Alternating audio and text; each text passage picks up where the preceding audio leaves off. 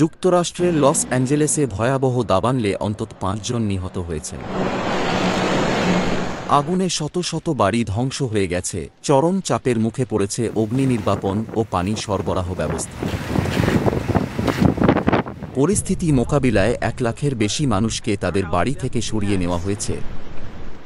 গত মঙ্গলবার থেকে শুরু হওয়া দাবানলে লস অ্যাঞ্জেলেস কাউন্টিতে ৫টি পৃথক অগ্নিকাণ্ড চলছে।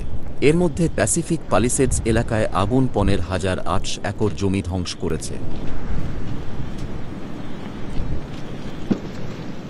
অন্যদিকে সান গ্যাব্রিয়েল পর্বতমালার পাদদেশে ইটন দাবানলে পুড়েছে ১০,৬০০ একর জমি। এই দাবানলটি এরই মধ্যে ৫ জনের প্রাণ কেড়ে নিয়েছে। ঘটনাস্থলগুলোতে প্রবল বাতাস অগ্নি নির্বাপনের চেষ্টায় বাধা সৃষ্টি করছে। প্যাসিফিক প্যালিসেডস এলাকায় পানির অভাবে পরিস্থিতি আরও জটিল হয়ে পড়েছে।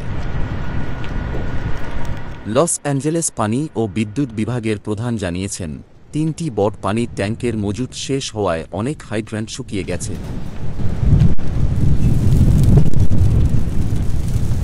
প্যাসিফিক প্যালিসেডস এলাকাটি সাধারণত চড়া দামের বাড়ি ও তারকাদের বাসস্থানের জন্য পরিচিত। বর্তমানে এলাকাটি চরম বিপদের মুখে রয়েছে। জেমি লি কার্টিস, ম্যান্ডি মুর এবং মার্ক হ্যামিলের মতো তারকারাও তাদের বাড়ি ছেড়ে নিরাপদ স্থানে চলে গেছেন।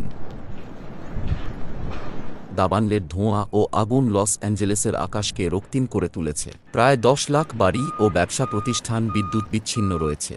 এ অবস্থায় তীব্র স্বাস্থ্য ঝুঁকির মুখে পড়েছেন স্থানীয় বাসিন্দারা।